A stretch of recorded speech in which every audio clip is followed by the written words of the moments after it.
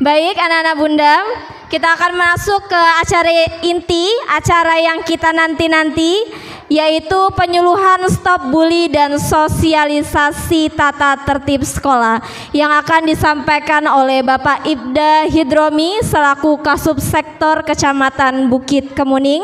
Namun anak-anak Bunda ingatkan kembali adab belajar, yaitu fokus, sungguh-sungguh, tertib, tidak mengganggu teman dan mencatat poin penting. Baik, langsung saja kepada Bapak Ibda Hidromi kami persilakan.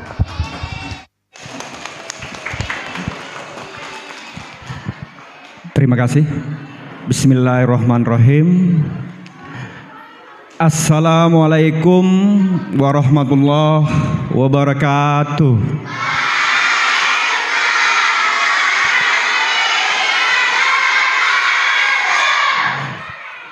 Tabi pun. Alhamdulillahirabbil alamin. Wassalatu wassalam asrofil anbiya'i wal mursalin wa ala alihi wa sahbihi ajmain. Amma ba'du. Allahumma sholli ala sayyidina Muhammad wa ala ali sayyidina Muhammad. Yang terhormat Ketua Yayasan Pondok MU Bapak Kiai Muhammad Irfan, yang kami hormati Kepala Sekolah SD IT MU beserta seluruh Dewan Guru, yang terhormat rekan-rekan dari Polsek Bukit Kemuning, dan yang saya cintai, saya hormati, saya banggakan seluruh siswa-siswi SD IT MU yang pada hari ini wajahnya sangat-sangat cerah, berbahagia. Alhamdulillah hari ini, dan terima kasih, merupakan kehormatan kami dari kepolisian untuk hadir di sini memberikan materi mengenai bullying. Sebelumnya mau kenalan dulu nggak ini? Baik, anak-anak sekalian, Bapak berdiri di sini sebetulnya bukan pada ininya, skupnya, karena selama ini bergulat di masalah ketertiban dan keamanan masyarakat. Namun pagi ini merupakan kehormatan dijadikan guru. Baik, kalau nama kelihatan ya, nama Hidromi, pendidikan SD, SMP, SMA sama. Kemudian untuk kepolisiannya Bintara tahun 94-95. Kemudian untuk perwira tahun 2022. Istri satu. Kebenaran istrinya Pak Polisi ini sama dengan Dewan Guru Pengajar di SD ITMU ini. Istrinya Pak Pol ini ngajar di SD 2 Bukit Kemuning.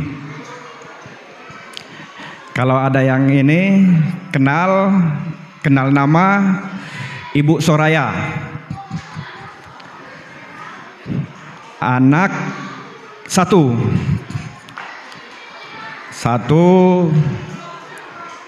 sudah dilepas juga, namun belum berkeluarga. Kebenaran dapat rezeki tahun 2022 melanjutkan perjuangan bapaknya. Sekarang dinas di Polres Pesisir Barat. Baik, hari ini kita belajar bersama ya, karena posisinya kalau dari pihak kepolisian itu penerapannya setelah terjadinya suatu tindak pidana. Namun dalam hal ini mengenai bullying ini, itu salah satu pokok permasalahan yang nantinya akan terjadi tindak pidana. Materi kita hari ini bullying. Apa itu bullying? Bullying diadopsi dari bahasa Inggris, bully, yaitu tindakan perundungan atau penindasan yang dilakukan secara sengaja dan berulang-ulang oleh satu orang atau kelompok terhadap orang lain yang membuat orang lain tersebut menjadi tidak nyaman.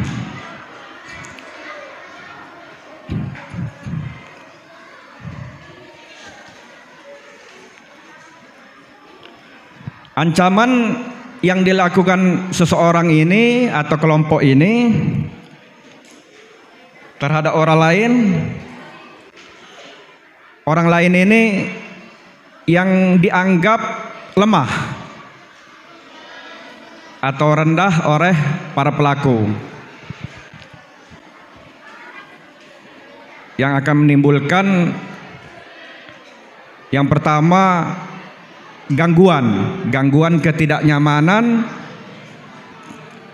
oleh pelaku bully ini, baik psikis, stres, depresi, takut yang berlebihan.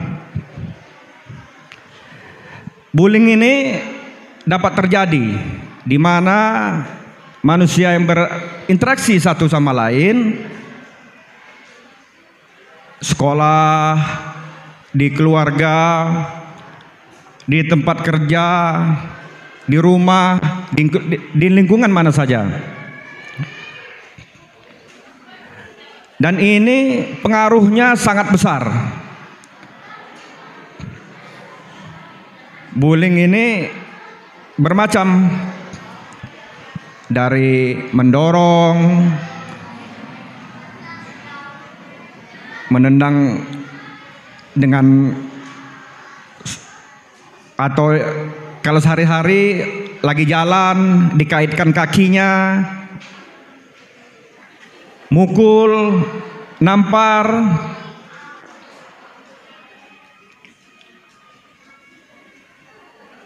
atau secara lisan, ngejek, ngancam.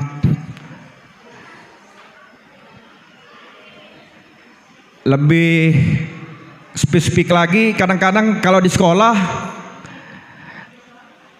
ada kelompok-kelompok tertentu minta duit, malak kalau istilah zaman sekarang. Kalau dia sampai ngancem, dia meras. Kalau dia ngejek, celaan, biasanya terhadap korban yang maaf ngomong dia berkebutuhan khusus. Kemudian kelompok-kelompok tertentu ini biasanya so akrab. Jadi antar kelompok ini so akrab sehingga dia membuat suatu perencanaan untuk nindas orang dengan menghasut. Kemudian karena merasa dia sudah punya kelompok, biasanya dia berusaha mengucilkan kelompok lain.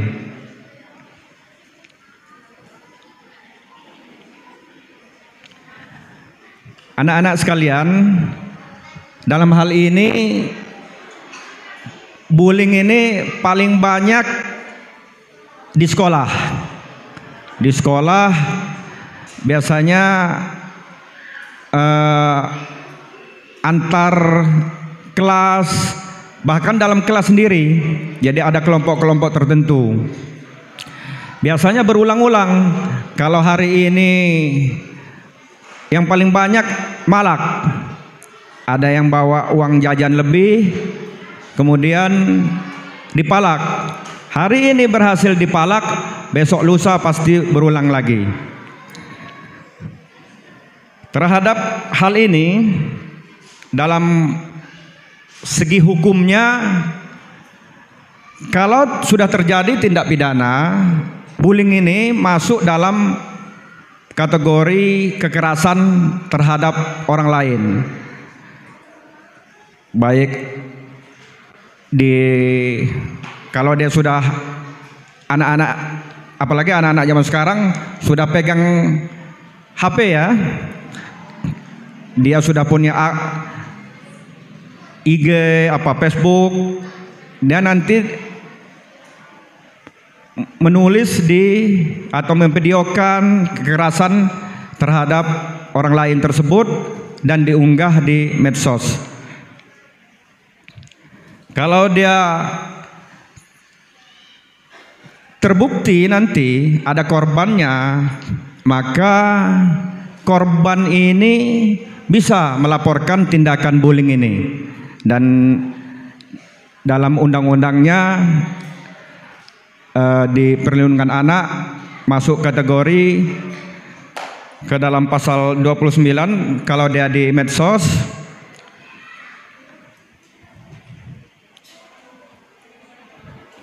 Dan untuk yang bersama-sama tersebut, yang paling banyak adalah kekerasan secara fisik. Mukul, nendang, lagi berjalan disepak.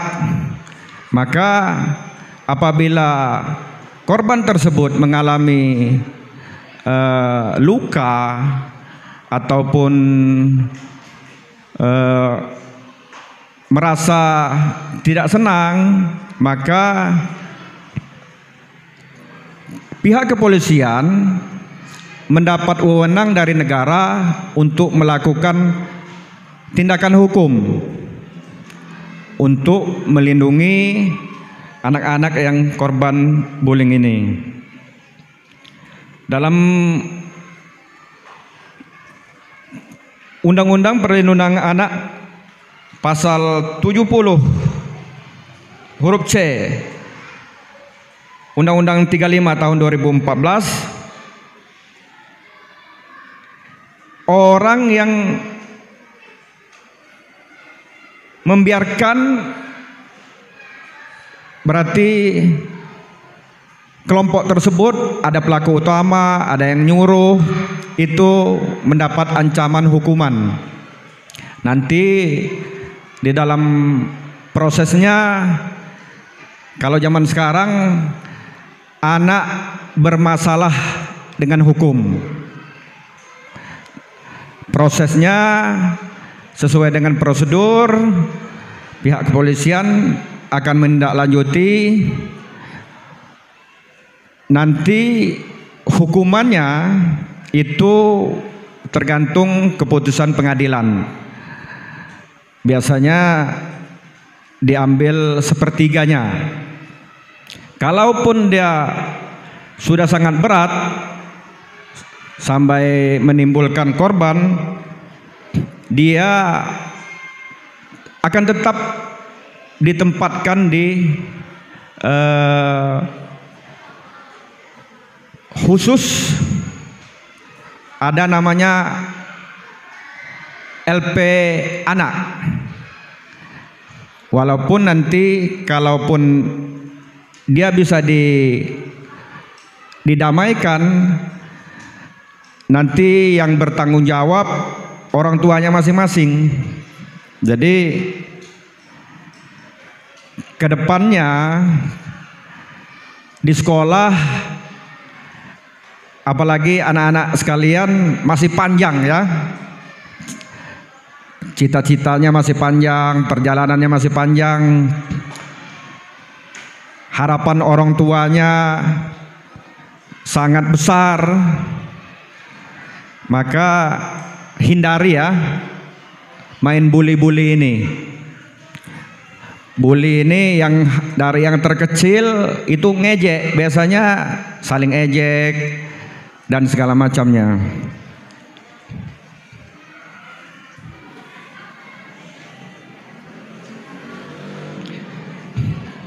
Kalau untuk pelaku ini ancamannya besar ini. Kalau dia di KUHP itu tindakan bersama-sama melakukan kekerasan, kalau dia menimbulkan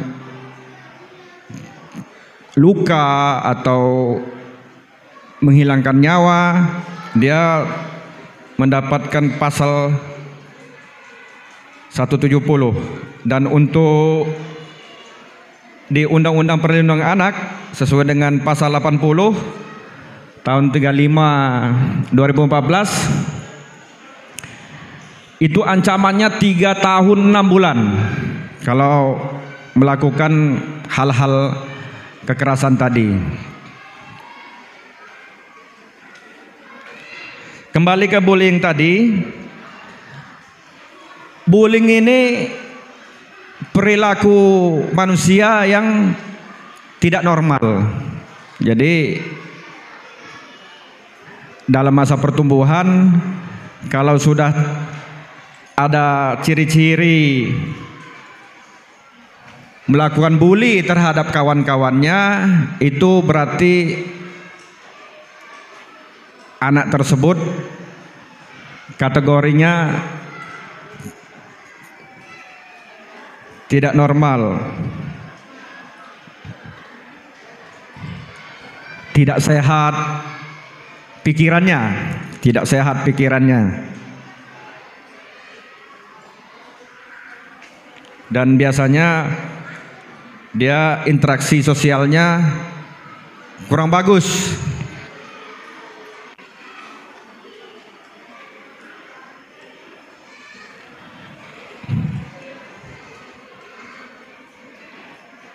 Jadi kalau dalam ini, kalau sudah terjadi,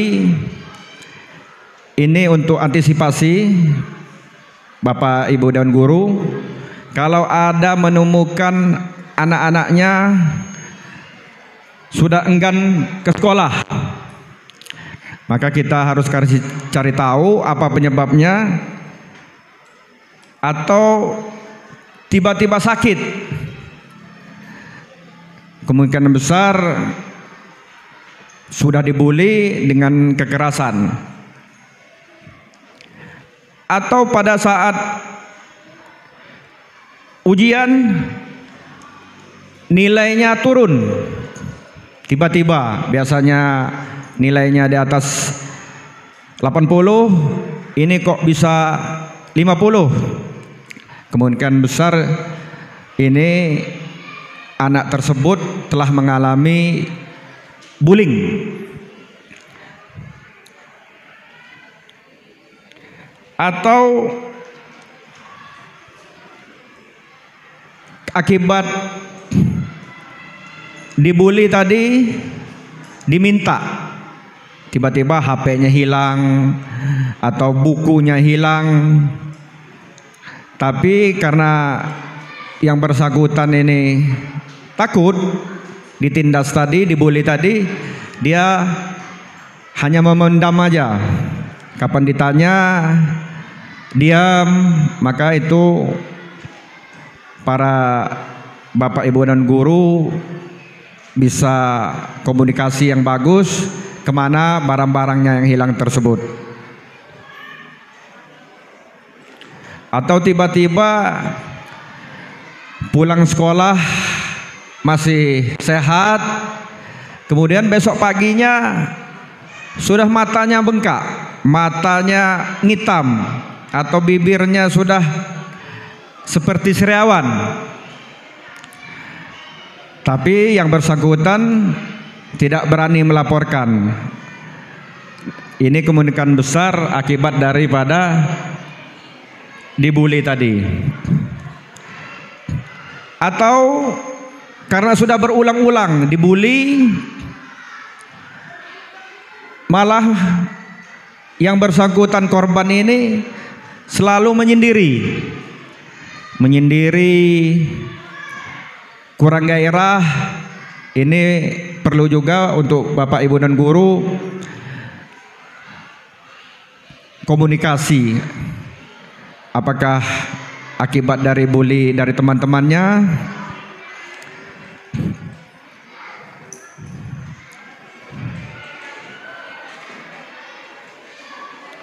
kemudian next.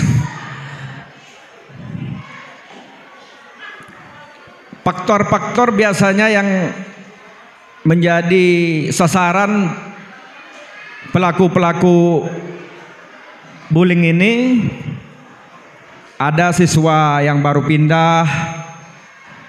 Kalau zaman dulu ngetes katanya, ini perilaku ciri-ciri bully juga. Atau juga dari yang pelaku-pelaku ini latar belakang ekonomi maupun sosial, di rumahnya ada kemungkinan besar ada permasalahan. Dan yang paling besar sebetulnya budaya dan agama. Ini kadang-kadang bully ini udah masuk ke SARA. Jadi karena lain suku, lain agama. Tapi kami yakin kalau di SDMU ini, karena ini satu agama, insya Allah tidak ada bully-bully ke masalah agama. Kalau kesukuan, kita Bhinneka Tunggal Ika, kemungkinan besar kecil kemungkinan kalau membuli masalah suku. Dan kami yakin kalau di MU ini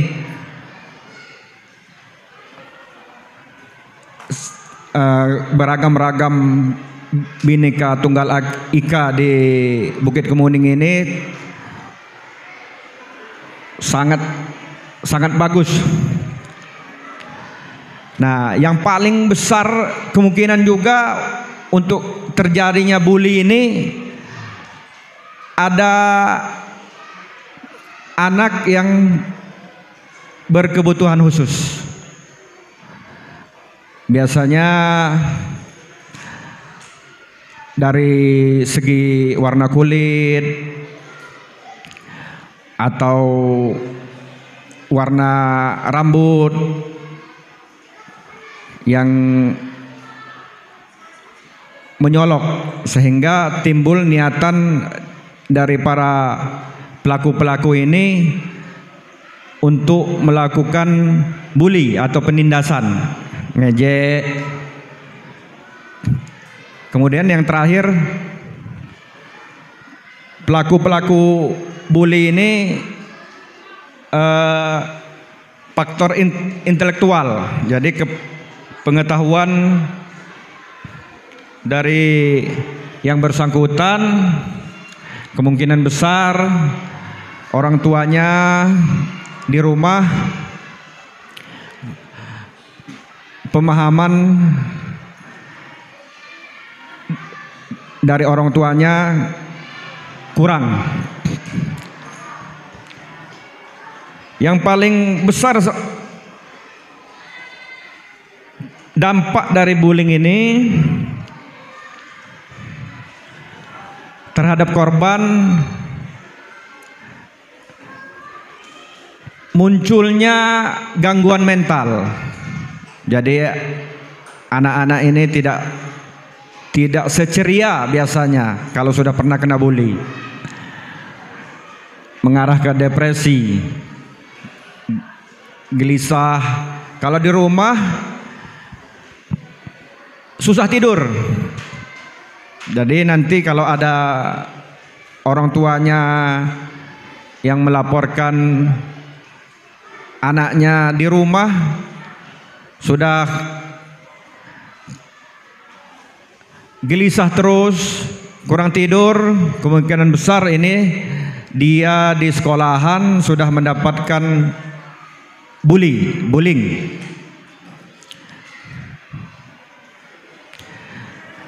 Kalau dia sudah pernah mendapatkan kekerasan bullying secara fisik, maka yang bersangkutan ini sakit kepala, sakit perut, dan di sekolah dia selalu merasa ketakutan, tidak nyaman.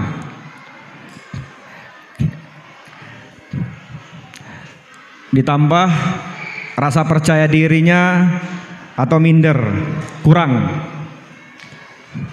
Dalam hal belajar, dia anak yang korban bully ini penurunan belajarnya pasti berkurang. Kalau sudah penurunan belajarnya berkurang itu semangat kurang, akademis, hasil dari belajarnya dan prestasi akademiknya pasti menurun. Kemudian dalam hal korban ini, apabila sudah terjadi, maka anak yang telah mengalami bullying itu susah mau bergaul. Dia selalu merasa ketakutan, dan yang paling tinggi kalau dia sudah mengalami bullying ini, dia akan mengalami depresi. Beberapa kasus kita lihat di medsos maupun di televisi, anak yang pernah mendapatkan bullying bahkan mengakhiri hidupnya.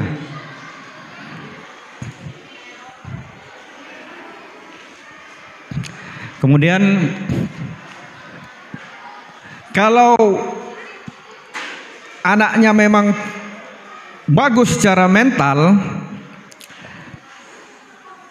dia apabila ada yang membulinya, dia akan terbalik. Dia akan lebih kuat malah, dan membuat motivasi hidupnya, belajarnya akan semakin besar.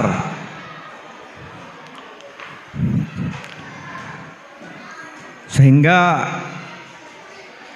setiap dia dibully, setiap itu pula dia kepercayaan diri, motivasinya semakin tinggi. Next.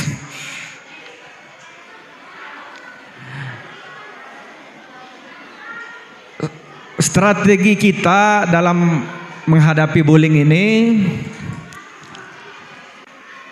yang pertama, anak-anak harus menanamkan diri untuk selalu berpikiran positif. Masing-masing menghargai dirinya, menghargai orang lain,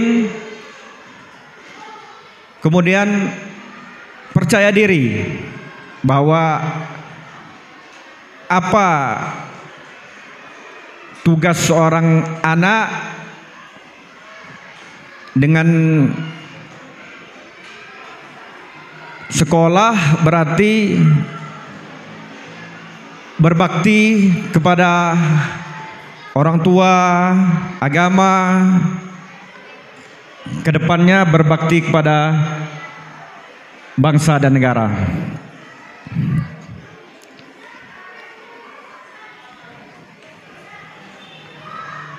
Terakhir,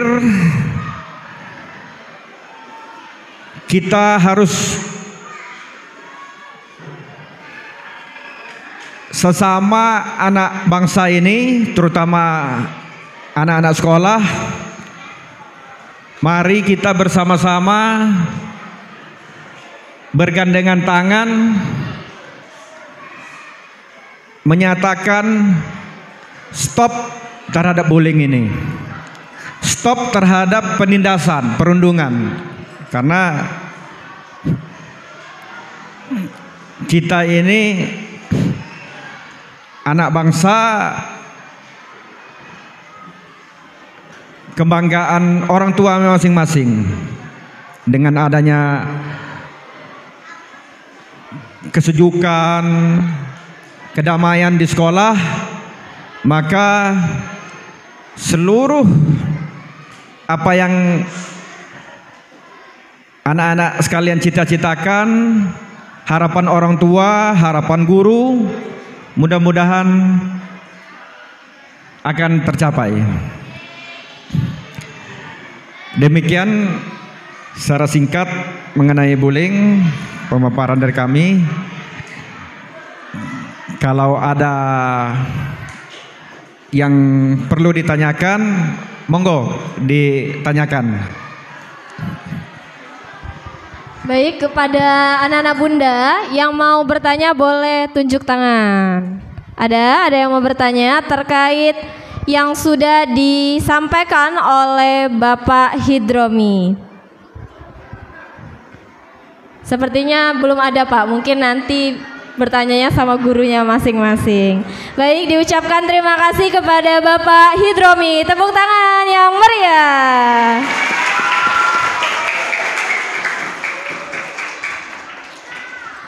Baik, belum lengkap rasanya kalau Bunda Tia Raja yang bilang terima kasih. Kita ucapkan terima kasih bareng-bareng untuk Bapak Hidromi. 1, 2, 3. Terima kasih.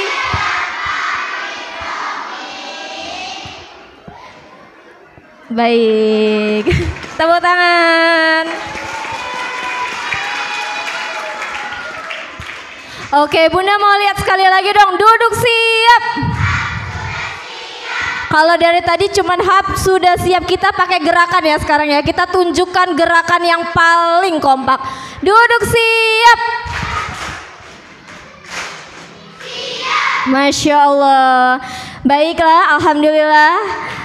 Bunda, Buya, Bapak sudah sampai di penghujung acara mengenai penyampaian materi stop bully serta tata tertib sekolah. Mari sama-sama kita tutup acara pada pagi hari ini dengan mengucap hamdalah.